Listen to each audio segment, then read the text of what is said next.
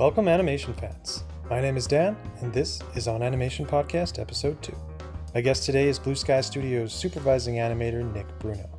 Nick is highly regarded throughout the industry, and especially at Blue Sky Studios, where he's made his mark on every film since Ice Age 2.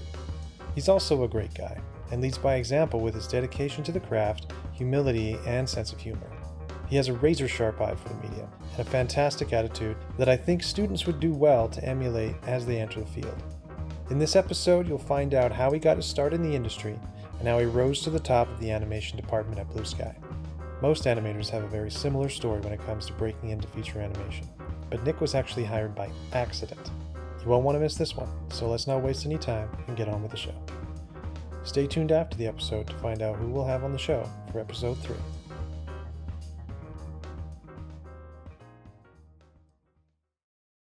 I'm curious where you grew up and what inspired you to be an animator. I grew up in Mohegan Lake, New York, which is a small town in northern Westchester, New York, where the X-Men go to school. Okay. They don't really go to school there, though. Uh-huh. I saw that in the latest X-Men movie. It said Westchester when it went to Xavier's Right, school. right.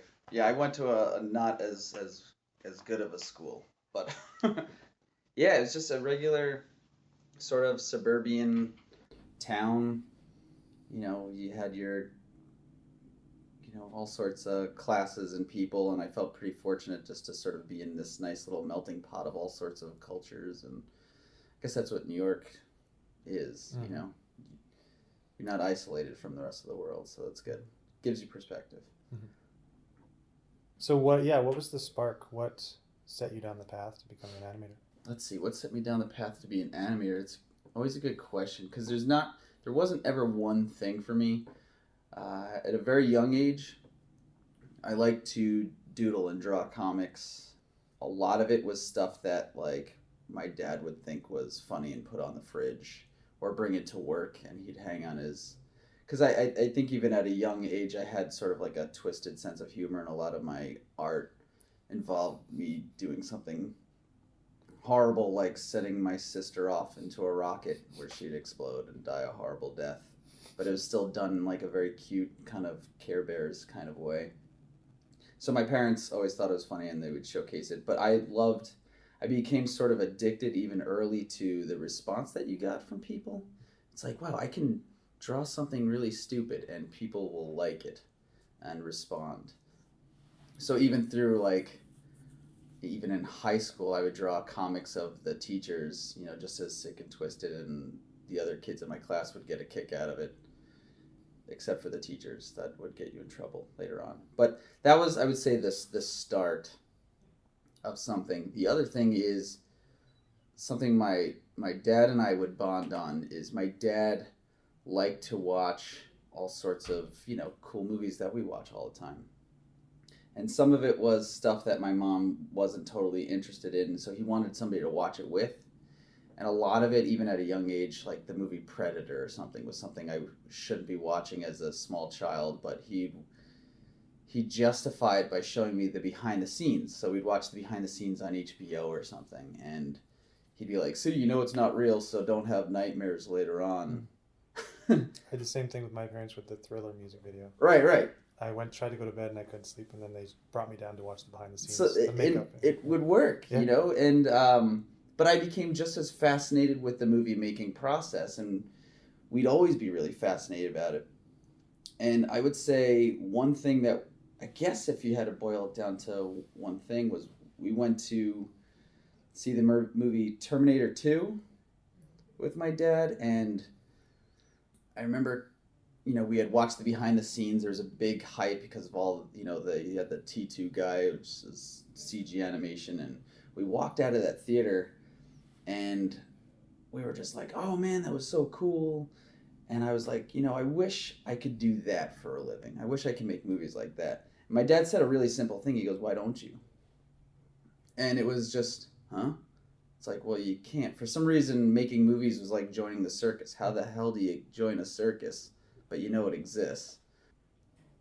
But just a parent saying something that simple, why don't you? You start to question, why don't I? And you start to look up things. And honestly, I had you grow up. I still consider it a small town, but it's in New York, so. But yeah, nobody knows what the hell they're doing. You go to your high school guidance counselor, and they're like, there's some art schools, and they print something up on the old printer that gives you the basic, like, Cal Arts and whatnot. So I really started. I never even took any art classes. It was kind of too late for me at this point. But I looked at art schools, and even just when it came to looking for schools, we'd go and we'd visit some art schools. And I remember specifically going to NYU, and I was sitting there with my parents in one of those orientations, and I was horrified by the art students, because I was not like your typical art student kid. I grew up, like most kids, playing sports, riding bikes, and lighting fires in the woods. I was not, writing in a sketchbook, listening to The Cure, and that's what it looked like when I got to NYU. It was just all of that. So I did not want to go to art school. I wanted to have the usual, like, dickhead college experience, which didn't sound very mature at the time, but, like, yeah, I maybe I just wasn't mature. So we went to school. There's this college fair at school, and there's this one small little school, UMass Dartmouth, up in Massachusetts. Not to be confused with Dartmouth, the really smart university.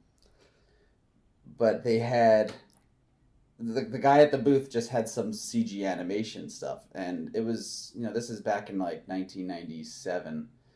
So there wasn't a lot of schools that had offered anything like that. And we're like, all right, let's go just check that place out on a whim. And when I got there, that was like the real college experience. It was in the middle of like a small town, big open, campus grounds. And I was like, this is where I wanted to be, is normal looking people. So, and I was like, oh, they offer that class. I got to that school. Oddly enough, after like being there, you take your regular first semester classes, and then I was like, when do I get to take the CG classes? And they're like, oh, that's not till your last year. And I don't know if it was lazy, but I was like, damn it. But I stuck with it. Like, honestly, I didn't want to leave. I had met some amazing friends. I was having a great time. And also, this was my first foray really into art. So, I was the kid giggling in a figure drawing class when the person takes off their clothes for the first time, and other people are looking at me like lobsters are crawling out of my ears. But I was so mature, like taking sculpture and painting and lots of graphic design and illustration. It was kind of an amazing experience, because up until then my experience with art was making like macaroni necklaces and fake CD covers. It was just really good. I was really learning all these things, and in that journey I started becoming more mature. I realized again that I couldn't take CG, and I wanted to, so sometimes you have free electives and you pitch to the dean. So a friend and I were deciding we were going to make a short film, coincidentally, about a squirrel trying to get a nut. Later on, at the end of that year, when we failed miserably at making that short film, which took place in Central Park, the first trailer for Ice Age came out.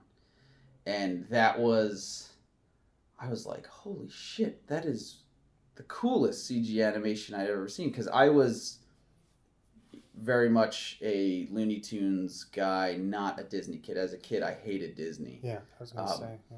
No disrespect to Disney. It was only because that's what my sister watched all the time, so I hated it just out of her singing the songs all the time.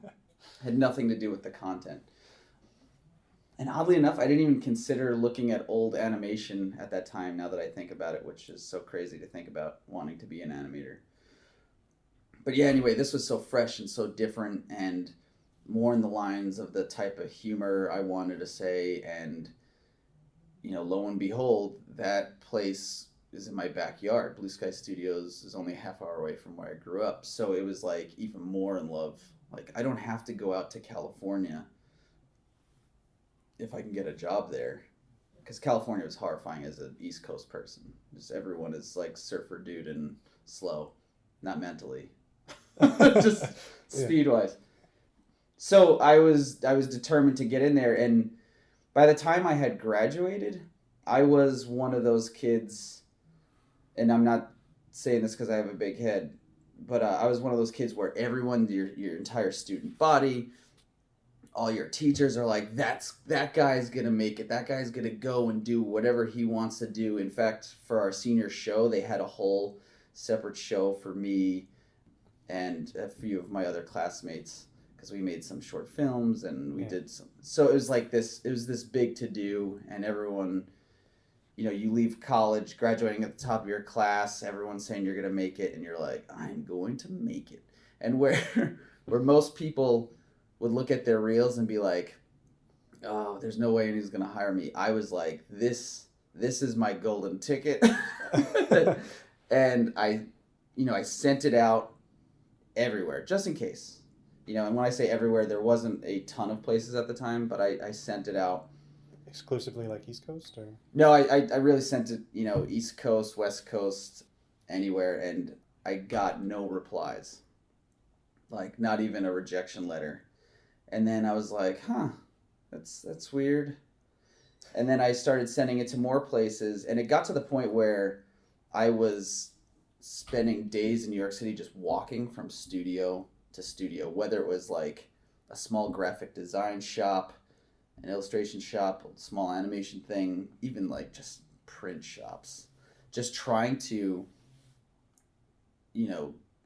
A, get a job, B, just try to meet with somebody in the industry to just see what's going on. Yeah.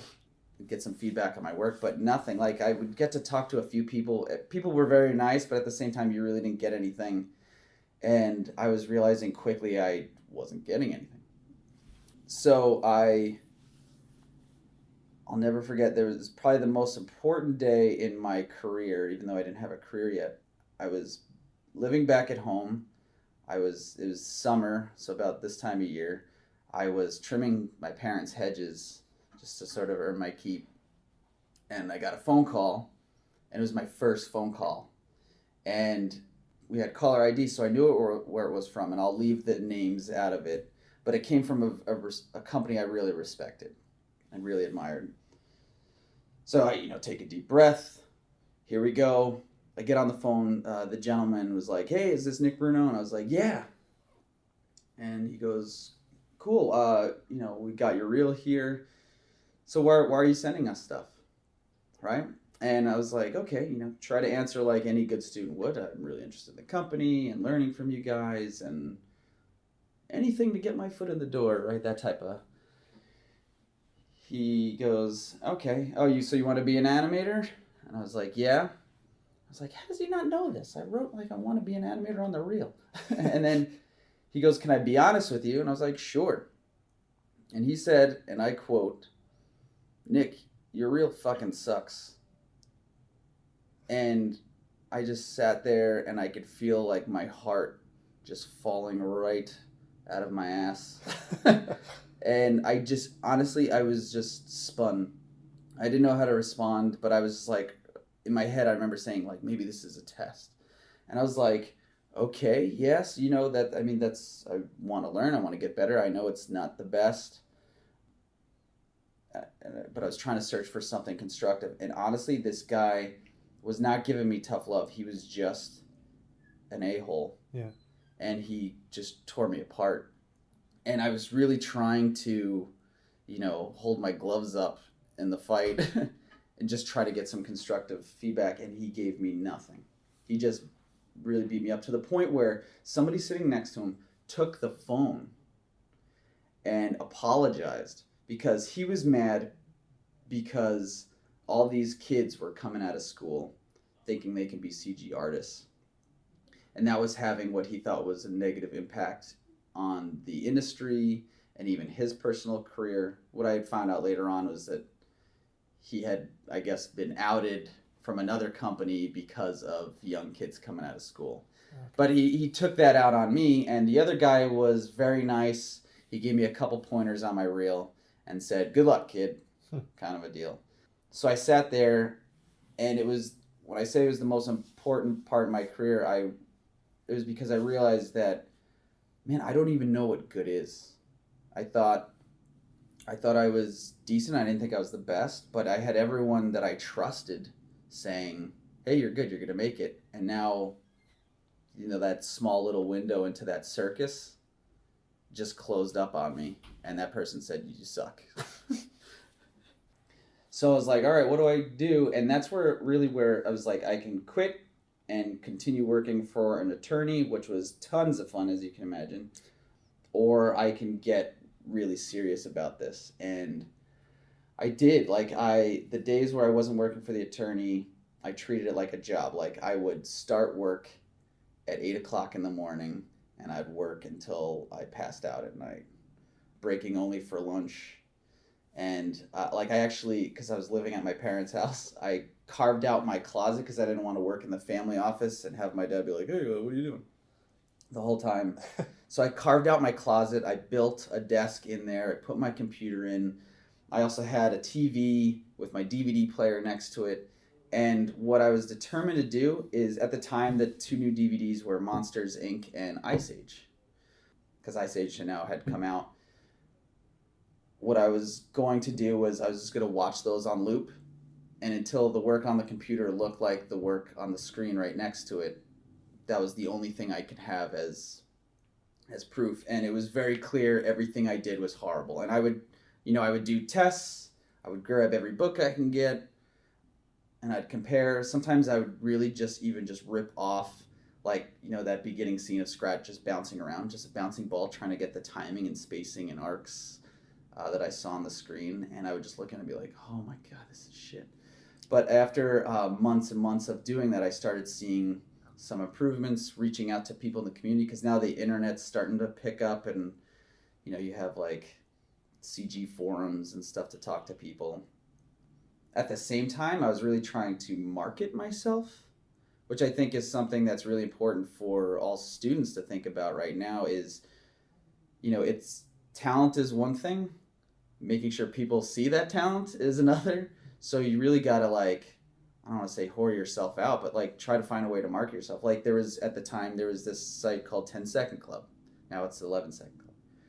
But they would put somebody's reel on that site, and that person's site would shut down because they had all these people looking at it. So it was that's what I would just keep working on my reel and sending it to them, just trying to get awareness.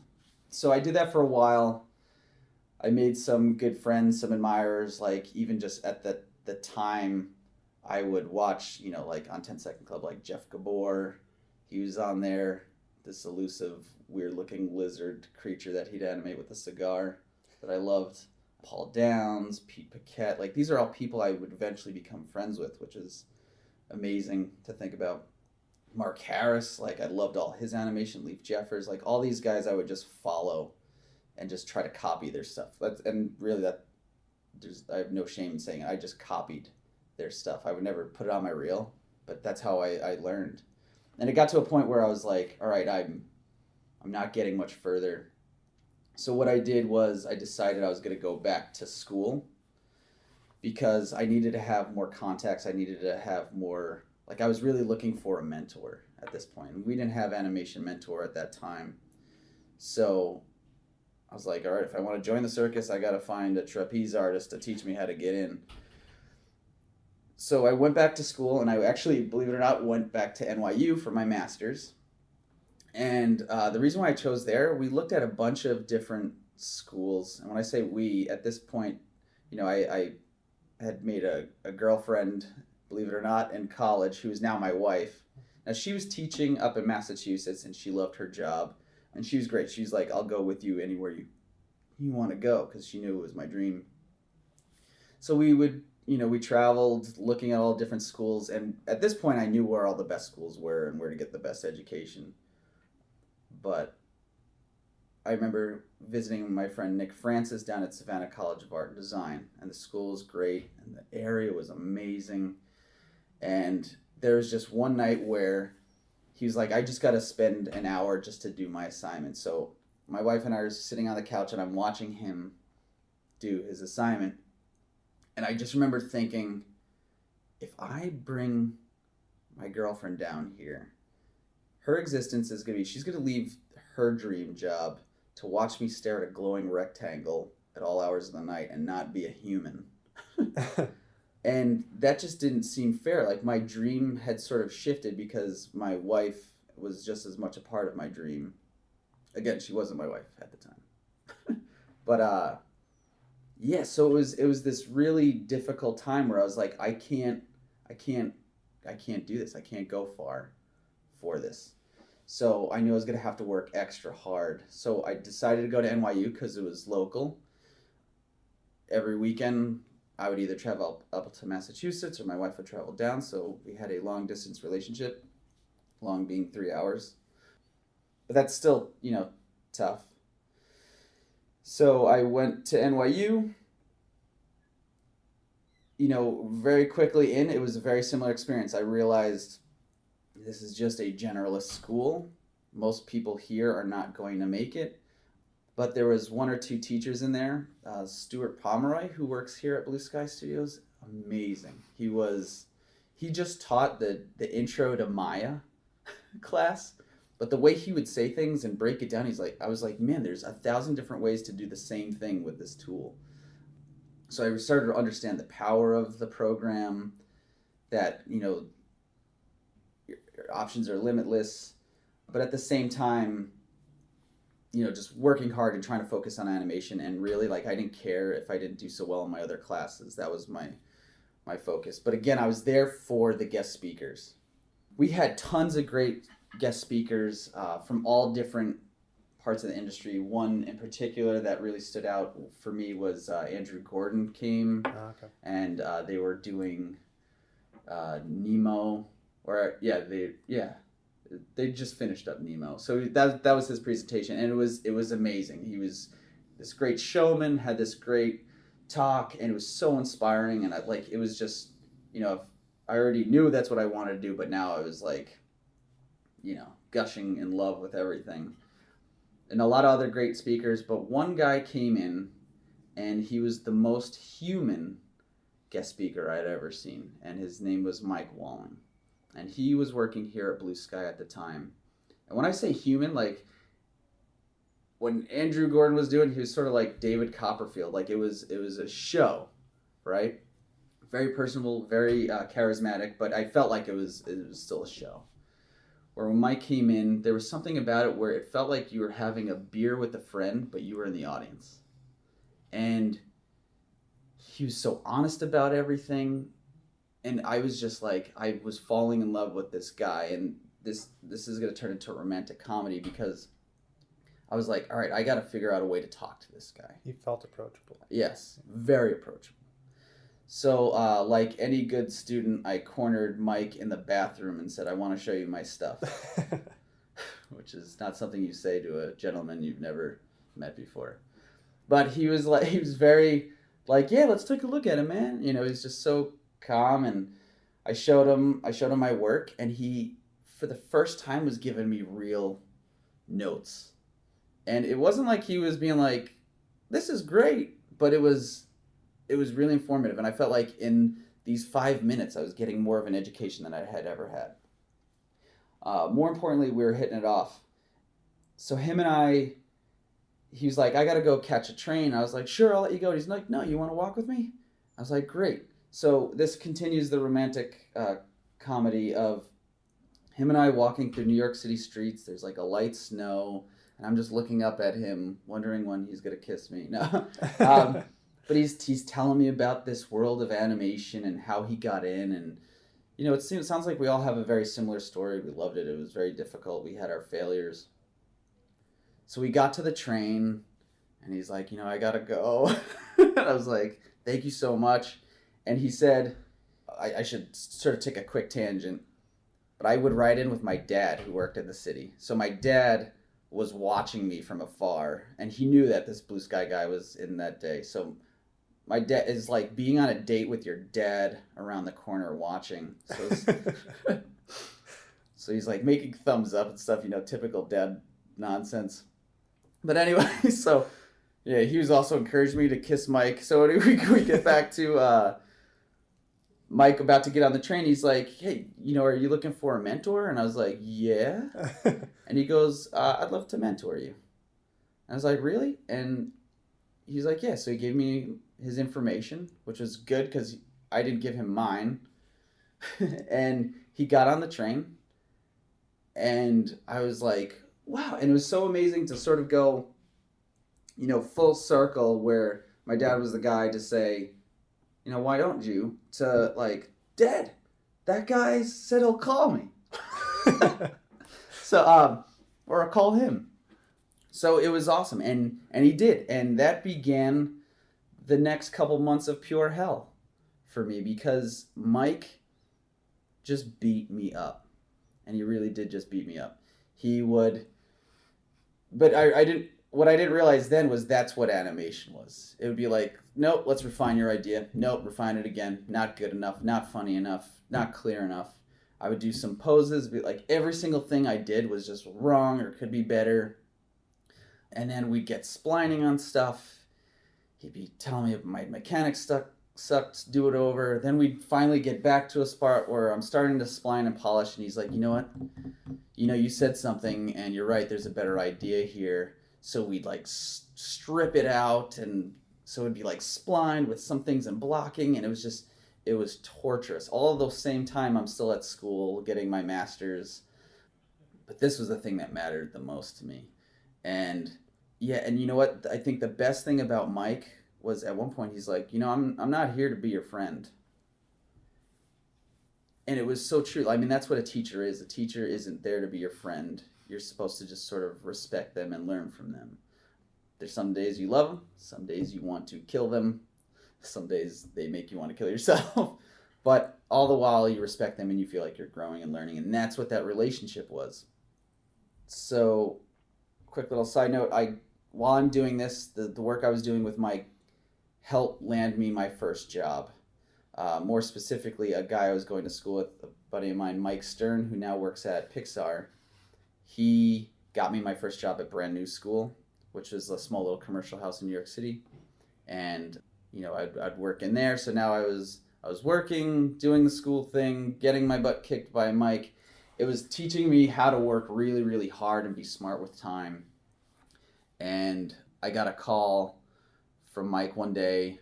I got home late at night, and he was like, hey, Blue Sky is going to be gearing up for Ice Age 2, and they're going to be looking for some animators. Are you interested? I was like, what do you expect me to say no? I was like, fuck yeah. I was like, are you serious? He's like, yeah. He's like, I'm not saying you got the job, dude. He's like, I'm just saying I want to know if you're interested because I'm going to try to, push you forward. I was like, yeah, no, that's great, please. I was like, when do they start? And they would, technically, he was like, you're just be starting your last semester of your master's. I was like, well, I'm here at my master's to get that job, so we'll figure it out. If I get the job, we'll figure it out. So Mike got me an interview. I walked into Blue Sky, and it was like, for the first time, and it was like I was on Mount Olympus. Like, everyone I saw was an animation god. It could have been, somebody from UPS dropping off a package, and I was like, animation god. Like, it was just, I did not belong here. This place is amazing. And I did my interview. I met with Mike Thurmeyer, Galen Chu, Dave Torres, Aaron Hartline. Mike Walling wasn't in there. And the interview was pretty good. I think personality-wise, everything was gelling.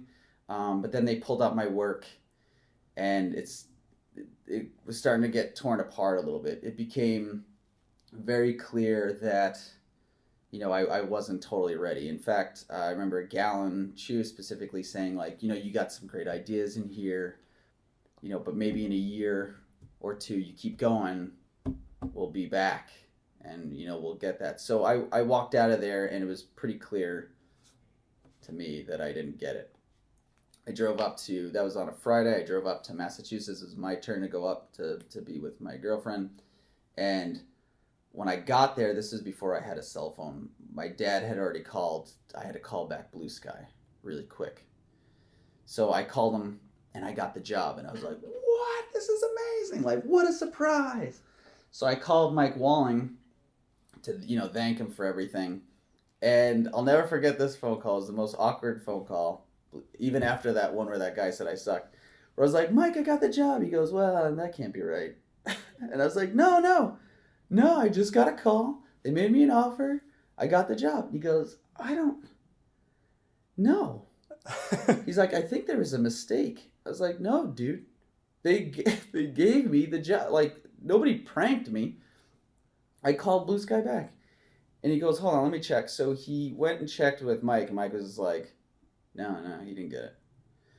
So what had happened was I got the job by accident. I'm not so sure what the exact mechanics are, but how it was explained to me by the HR person later on was that it was a very small studio. When I got to Blue Sky, I was like the 32nd or 33rd animator.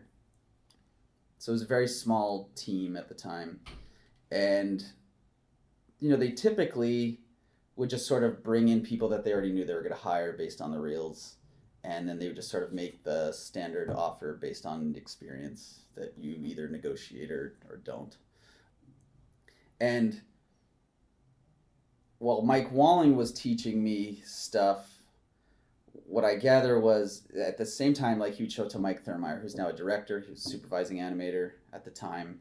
And Mike always liked the ideas, I guess, and thought I had potential. But I guess he was the one who ultimately set up the interview, because Mike and Mike were friends. And Mike was like, sure, I'll set up the interview, bring him in, sort of as a favor. So they just thought, supervising animator set up this interview, we'll give him the standard offer. So, I had already accepted the offer. When I called back, to sort of clarify, they were like, all right, yes, there was a mistake, but we talked to everybody, and, it's not like I was that far off anyway. So what they were going to do, and this says a lot about the company, they were going to give me, in the meantime, a test to work on.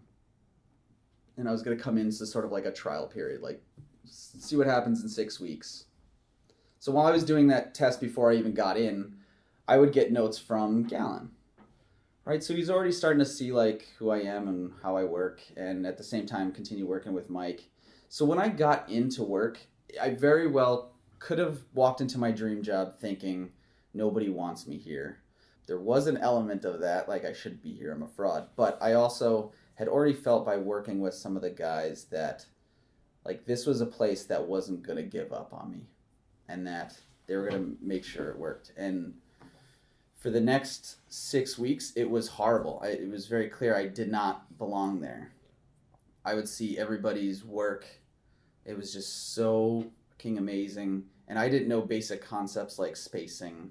I would do things naturally, but I just, I didn't get half of the stuff. And one day, Dave Torres pulled me aside, and he was like, hey man, it's not working, but everybody likes you, and I just want to just try to help you out. So he was really kind, gave me some really good advice, and I was working really, really hard, but it wasn't connecting. I just really wasn't ready. So I had my big aha moment from Mike Thurmeyer. So I was working on one of my first shots. It was Sid. Sid gets thrown off of Manny, Ice Age movie, Blue Sky, big surprise. Sid gets thrown off of Manny, and he lands in front of this log to which he gets farted on. So my career was now hanging on a fart shot. So this is great. And this all adds to amazing perspective that I have now. That I wasn't getting it. And I was working with Carlos, was the director at the time, and in the boards, he gets farted on, and he has this wince, and Carlos would act out this wince for me, and I would try to do it. It was a very naturalistic approach to the shot, and I just could not get it. So one day, the rounds came by my desk. I wasn't getting it again. I could see everyone was frustrated. Everyone moved on. Thurmeyer stayed back, and he was just like, what are you doing? What's going on? Let's talk for a little bit. So he sat there, and he had a little pad of paper, and he just talked through the shot with me.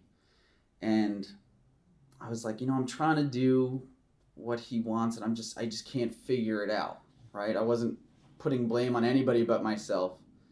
And he goes, the guy that the work I saw is not the same guy that we're seeing right now. Like, all you had were ideas before, basically. But I'm not seeing any ideas. You're not bringing any new ideas to the shot. You're just trying to do what he wants, but you got to give him what he needs. And he goes, if you were directing the movie, what would you do?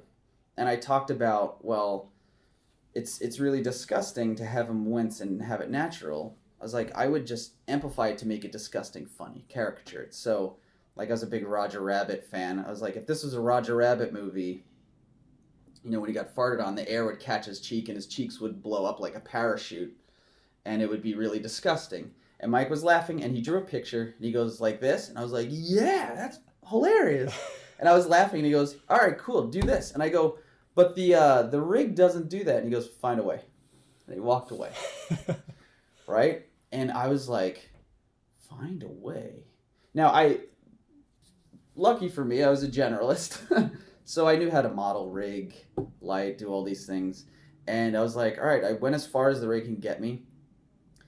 But then I started modeling CVs and on a frame-by-frame basis. And there was an animator, Hans Dostrup, that once said, if you can model it, you can animate it. Great advice. Horrible if you don't know what you're doing. But I was determined. I was like, I'm going to do this. So I got that shape. And it took forever to get it. But then at this point, another animator, Pete Paquette, is walking by. It's pretty late at night. And he goes, what are you doing? Right? So I showed him the shot, and he was laughing, right?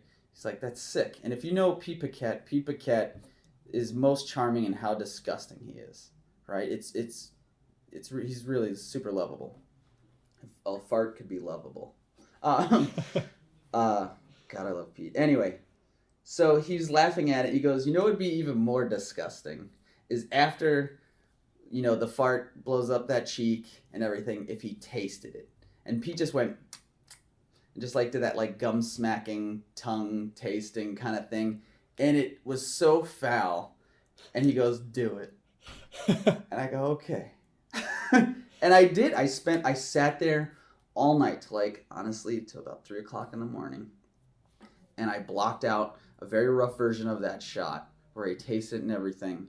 And I went into Sweatbox the next morning. Now, at the time, the entire team would go to Sweatbox every morning. Wasn't a lot of people, wasn't a lot of shots to review. But we pulled up the shot. I'm nervous as hell because it's like, I got to get this. I played it and everyone laughed, right? Carlos was giggling, but perhaps the best feeling in the world, and I'll never forget it, was Thermi leaned over his chair, elbow over the chair, looking back at me. He goes, that's awesome, man. That was it. And from that point on, I had some sick form of confidence to just try shit and be bold and make a statement with your shot. And every time I got anything, that's what I did. It was like, okay, I know what the director wants. Do I have a bold idea that fits within that and the purpose of the shot? And let me fight for it and push for it. And that's that built my career. And it was not I got up and hit a home run every time. I had way more failures than anything else. In fact, I always feel like every time I did a shot, my most favorite idea of the shot was the thing that was canned. But it really did develop, and it gave me muscles, because I would also, in terms of blocking or idea pitching, I'd be writing checks that I couldn't physically cash. Right? Like, it was like, all right, I sold an idea I don't know how to do. But then I had to figure it out. So it just made me stronger as an animator every step of the way. But really the success to me was that collaboration. Mike giving me that honesty as a mentor, not trying to be my friend. Mike Thurmeyer showing me, here's the drawing. Don't let the rig or whatever, hold back your idea. And then, the collaboration with Pete, just, talking with people and getting better ideas. I realized very quickly that this isn't your work. Yeah, you want to put it on your reel and you want to say, this is me, but the best stuff comes from collaboration, working with other people and being open to ideas. And that really just entirely built my career, and between that and sleeping with enough people, now I'm a supervising animator. That's a crazy story. I had heard bits and pieces of it at lunch from other people, but to hear the whole thing come together, that's pretty cool. That's cool. So who taught you the most? I guess you would say Walling, right? The people that taught me the most, obviously Mike Walling, I owe everything to. He got me through the door, even if by accident. When I got here, Melvin Tan was perhaps the greatest in-department mentor and friend. He, we sat across from each other. We'd spend most of our days singing to each other, annoying everybody else. But he really taught me, to think like an animator and how to block properly, how to convey your ideas and how to pitch them and not put all of it forward, but save some, hold some stuff back. Don't put everything in your blocking. So every time you show it, it's like you hear the joke fresh for the first time. So nothing ever gets stale. He gave me some of the best advice, and also I feel like he's one of the people I was most competitive. Like, I wanted to just beat him. I loved him. But everything he did, I was like, how did he get that? How do I do that? And he's just a guy who's no bullshit. He just sits down, he does his work, never complains, and he's just fucking talented. And those are the people I always sought after, because, there's a lot of, again, not growing up as an artist, and I hope this doesn't come off mean, but there's just a lot of artist babies in the industry. Those guys that just listen to The Cure all the time, complaining that life is just the worst. And they don't get anywhere. But guys like him, guys like Jeff Gabor, who is another guy, came in quiet, does amazing stuff, and you just go, how does he do that? And you talk to him.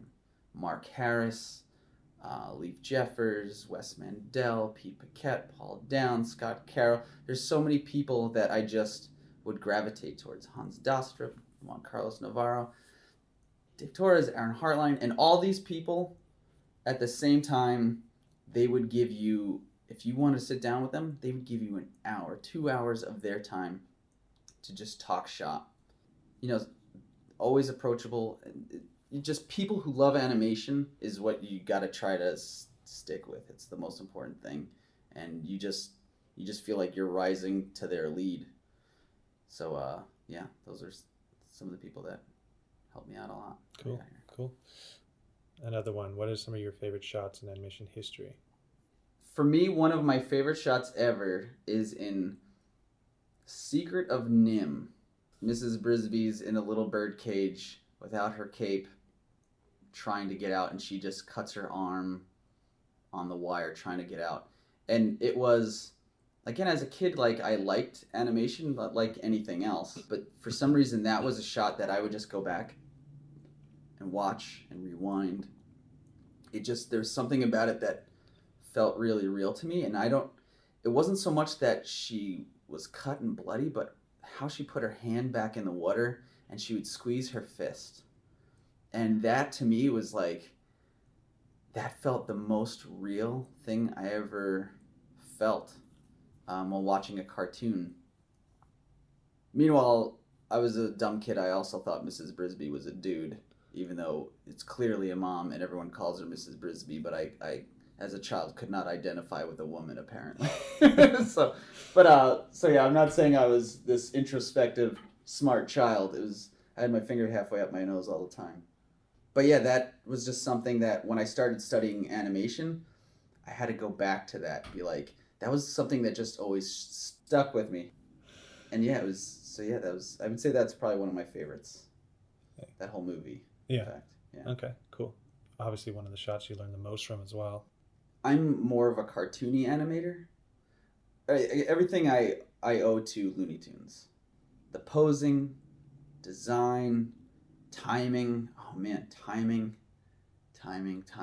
For me, timing and pose is everything, is animation. I know industry-wise, a lot of us like more naturalistic things in motion, but I feel like, and for me, animation is art, and it's an opportunity to do something that you don't see in real life, And that's what really good posing and timing can give you for me.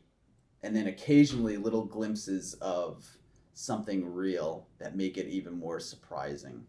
I always sort of equate it to if you ever went to a zoo and saw a monkey smoking a cigarette.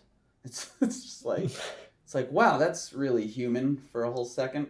And it makes it more interesting than if it was watching a human smoking a cigarette. So that's how, oddly enough, that's how I approach animation is think of a monkey smoking a cigarette.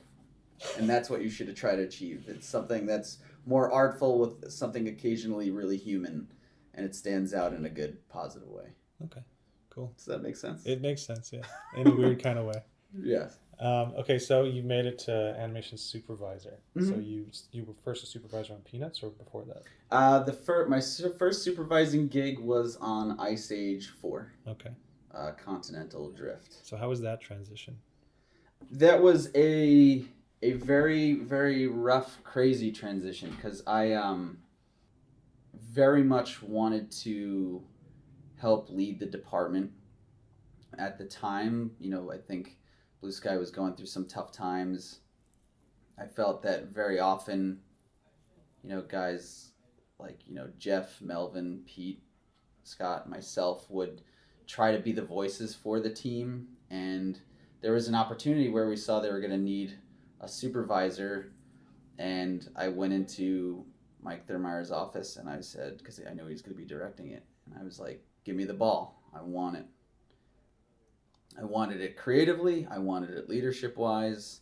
And it was great. But it was an eye-opener and just, that the guys before me made this feel like a family, but really it is a business. And that's the tough balance, is making it feel like a family, a home. But at the same time, keeping the business machine happy and well-fed. And with that comes a ton of interesting stuff. It's been amazing. I love every second of it. I really do. It's just, and then creatively, I always worried about, because as a supervisor, you don't animate as much. I always try to make sure I get my licks in on the film. And I don't know how it works for other studios, but as a supervisor at Blue Sky, you are like the head of character animation. So you get to set the style, the tempo. You work more with the directors, so I get to have my hand in storyboarding. I get to do design and modeling and rigging. I get to wear a lot of hats, and it's great because I feel like I get to have creative input in the macro of the film. So instead of just how does this character get farted on, how does the whole film get farted on? And that's, yes, clearly I bring a lot of that to a movie. I try my best. It's a great analogy. I try my best. So I'm curious, when you went into that room and asked Mike, give me the ball, was there some sort of parallel from when you first came out of school and you were like, this is my golden ticket? Or were you equally confident? You felt ready? Or were you at that point where you were like, okay, I don't feel like I'm quite there yet, but that's why I want it, kind of thing? It's weird. I should go see a psychologist at some point. I am very confident in my abilities, not aware of the inabilities I don't have sometimes. Or I shouldn't say that. I'm very aware of my inabilities, but I'm confident in my abilities to learn and figure it out quickly. Also, tons of anxieties all the time. It's almost like a defense mechanism to put myself on the front line of something because I'm afraid of it. It's like the fastest, best way for you to learn something is to get over a fear or something. Right. Yeah. Or just like, man, I'm horrified of that. Quickly do it. Yeah. It makes no sense. It's a good thing I'm not afraid of cars, or I'd be jumping in front of them. It really is like as a supervisor, I know I wasn't ready to be a supervisor, but I knew I had some qualities of what I thought would make a supervisor that I'd like to work under. And I was like, I'm just going to work really, really, really, really hard, figure it out. It's not going to be perfect, but I believe I can figure it out. And that's what my whole career has been like. I started teaching way before I should have. In fact, I started teaching with Leif Jeffers, and I remember him saying when I wanted to be a teacher, he's like, "You're not ready to be a teacher." And he was right. But then him and I went and we did it at NYU, and it was amazing how much we learned about ourselves and just about the craft. So like all these little events in my life, it's like, yeah, no, nobody's ready to do anything. You're not ready to be a parent. It's just one day a baby shows up, you figure it out, you do your best. It's just work hard, be a good person, educate yourself, and you will be good at anything you want to do. So that is where my confidence always comes from, is my ability to figure it out. And having done it so many times, and just confidence just grows, right? Yeah. So. Yeah. So in a couple of years, I will be running for president. Okay. Yeah. Well, actually, what is next for you? I mean, do you want to get on the director track here? You know, for me, it's always been, it's not about directing. It's not about supervising. For me, it was going back to those little drawings I'd make for my dad. It's about saying something and having people respond. And so I feel like as an artist, I have a responsibility to say something with what I create. And I'm always looking for a bigger opportunity to do that. So directing seems like a nice step if I'm lucky enough to be able to do that. But at the same time, I don't want to just direct anything. I have to direct something that I believe in and I can stand behind. And, you know, when I say that, it sounds like that'd be something with tons of integrity. That may not necessarily be the case, because I'm a silly, goofy... Fart the movie, right? Fart the movie. Right, but I want to teach the world about farts. Yes. No. Yeah. Awesome. That sounds like a pretty good place to end. So there you go. Great. Yeah, that was awesome, man. I really appreciate it. Thank you very much. Yeah. There you have it. Episode 2 is in the bag. Don't you just want to go out and kick some ass now? Nick certainly has an inspiring story, and I'm very thankful that he was generous enough to share it with everyone here. I hope you got as much out of this episode as I did. If you have any feedback or questions you'd like answered by the best in the biz, please don't hesitate to send them in, and you just might hear me ask them to our next guest. You can reach me by email at danonanim@gmail.com or through the contact form at onanimation.com. You can also reach me through On Animation's social feeds, which I've linked up in the show notes below. Episode 3 of On Animation Podcast is a great one. I'll be chatting with 7 lovely ladies of feature animation in a group discussion covering many topics, from the serious to the downright silly. It's a big one, and I cannot wait to share it with you all. Until then, please help us out by spreading the news about the show so we can grow to reach and inspire more people around the world. Thank you for tuning in, and see you next time.